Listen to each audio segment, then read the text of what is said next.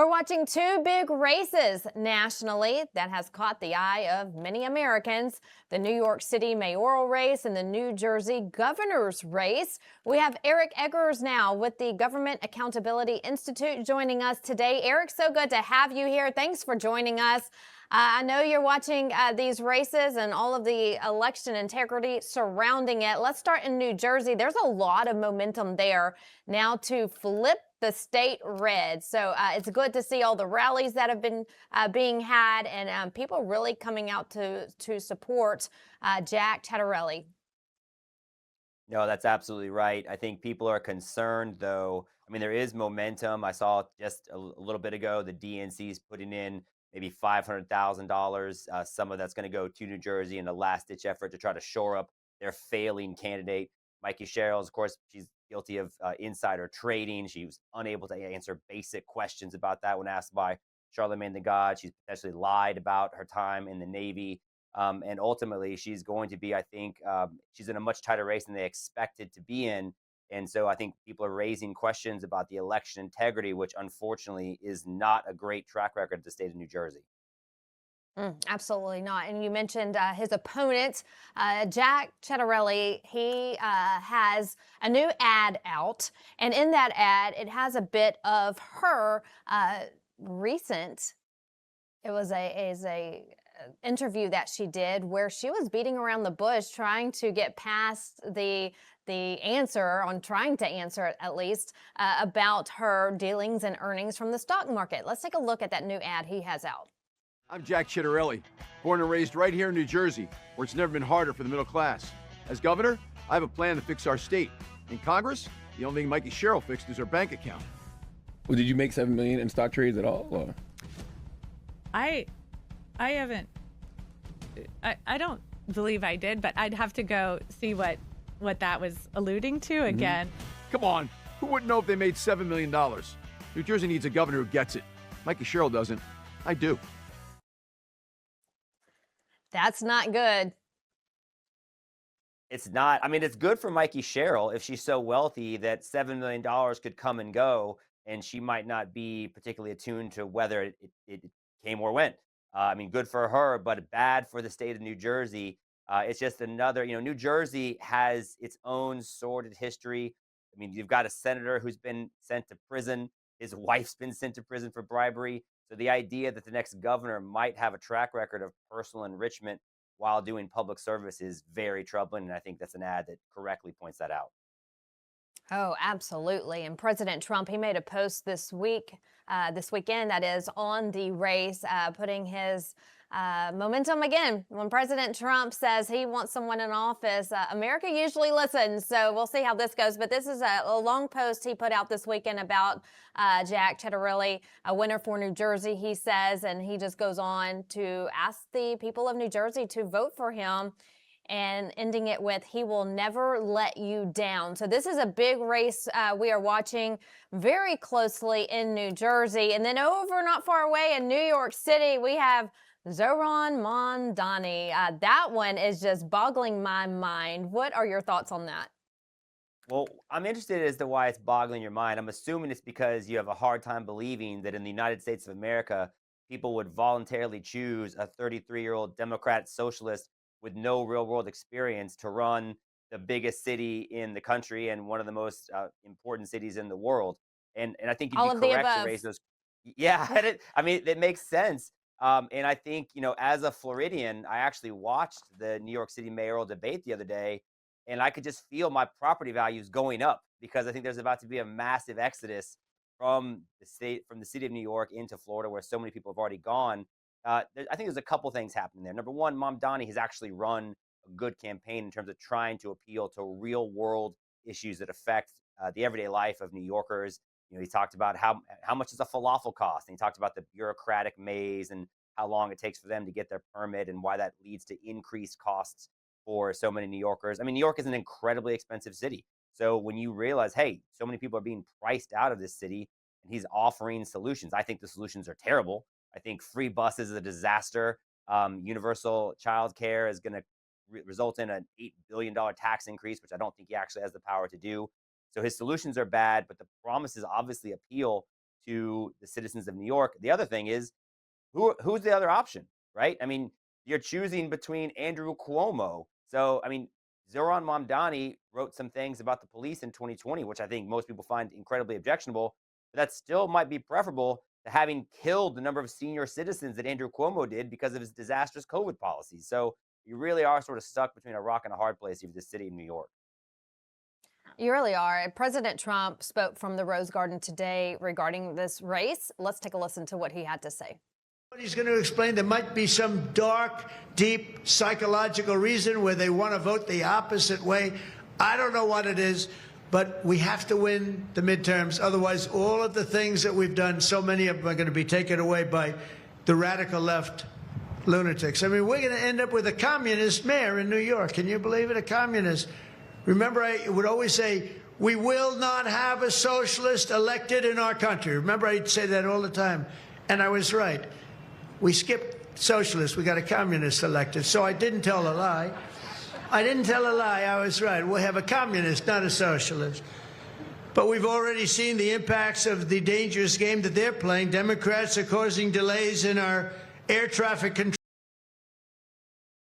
There you have it. We have a communist, not a socialist, as President Trump just mentioned. And that's exactly right. And you know what I think it is, Eric? I think you have this young man coming in with a lot of enthusiasm, and he's just catering to this hype crowd in New York City. And so that's what I think a lot of people are loving about him. He reminds me of a Barack Obama, a new Barack Obama when he just came into the political arena. He reminds me of a Gavin Newsom. They have this charm about them that if people aren't really paying attention to their policies, which unfortunately a lot of Americans don't, they see this charm and they vote on that and not their policies. No, I think that's exactly correct. And I really would encourage people to watch the debate because it's kind of hilarious, right? I mean, you talk about it, in one moment, the conflict between Israel and Palestine, and the next moment they talk about the rat problem on the streets of New York City and the noise and the traffic. So it spans the full spectrum of issues. But you're exactly right. Like Mamdani is selling pipe dreams, just like Barack Obama did, and just like Gavin Newsom did. Now, unfortunately, people should be paying attention because Mamdani will do for New York. I mean, New York's already very expensive and crime-ridden, but at least it's better than the state of California and what it's become under Gavin Newsom. Remember, I don't think that the support for Mamdani is an embrace of socialist ideals. I think it's a rejection of the Democrat leadership that New York has had for the last 2 decades. So it's not that Mamdani's great. It's just that New York City is expensive and crime-ridden, and he's offering them something new. So I think the Obama comparison's excellent. People were tired of George W. Bush. They wanted hope and change. That is what Mamdani is selling. Now, we as a country saw what happened when you bought that. It was socialism. It was government-run healthcare, but under the mantle of like, oh, I'm going to be, we're going to talk to the Christians in the blue states and the gay people in the red states. Like that was Obama's thing. We're going to bring people together. And instead, we became much more further divided. Mamdani, I think, will lead to a much more divided and culturally toxic New York City environment. Absolutely. When will these people learn? So we'll continue to watch that race there in New York City as well. Anything you can tell us on the election security front? I know you're big on that. Well, I do think that Donald Trump, I mean, he's done so much. He's transformed so many aspects of American society. And I did, as you noted, I wrote a book in 2018 called Fraud, How the Left Plans to Steal the Next Election. And one of the things we highlighted was how susceptible to fraud mail-in balloting was. And then, of course, in 2020, we cast the most ballots ever by the least secure way ever. And then we were told that it was the most secure and fair election of all time, which, of course, most people recognize was a total lie. I think Donald Trump has changed the ability for America to have an honest conversation about election integrity. We actually had Harmeet Dillon, the Associate Attorney General, on our podcast. She talked about how she's suing the states to get the voter rolls. So that while the states are decentralized, and so there isn't one giant federal database that you can go through and clean, what you can do is leverage the federal money that states get to administer elections, and you can basically hold them accountable and say, look, you're going to clean up these voter rolls. So I think that if we can do a Doge level analysis of the voter rolls the way they've done on some of this ridiculous foreign spending, then I think we will have a much more honest and fair midterm elections in 2026 than we've had previously. Absolutely. And then, there's so many boots on the ground fighting for this. Mike Lindell, you're on the right network today for someone who spends his entire life, every single day, 24/7, fighting for safe and secure elections. There's just a lot going on to make sure 2026 is secure, and then moving forward as well. A lot of work has been done, but Eric, there's still a lot more work to be done. For the American people, what can they do? We know about, your efforts and the Mike Lindell efforts and Tina Peters and Colonel Conrad Reynolds in Arkansas. So many different people are fighting for secure elections, and that's our people that we look up to. But a lot of Americans want to help out. They just don't know how. What's your suggestion to them?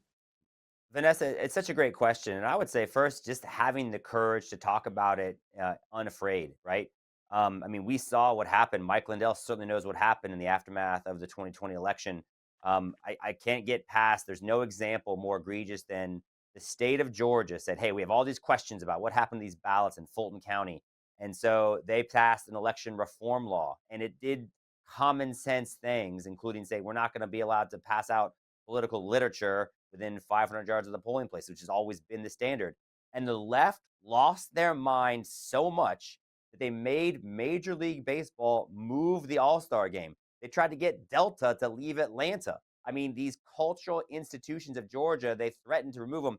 That's how real the threats and the force were, because the left does not want to have an honest conversation about election integrity. So if you're watching this show and you want to help, just be unafraid. Don't be, you don't have to cower. I think that's one of the things Donald Trump has done to this country. He's given us the gift of space and time and the ability to just be honest about, look, let's, the further your ballot gets away from the ballot box, the less secure the elections become. So being able to be honest about it, support politicians that campaign on election integrity issues, support common sense reforms like voter ID, support the ability of counties and states to look at their voter rolls and kick names of people who shouldn't be on there off of them. I think that's so essential, and it's the first step to having honest elections in this country.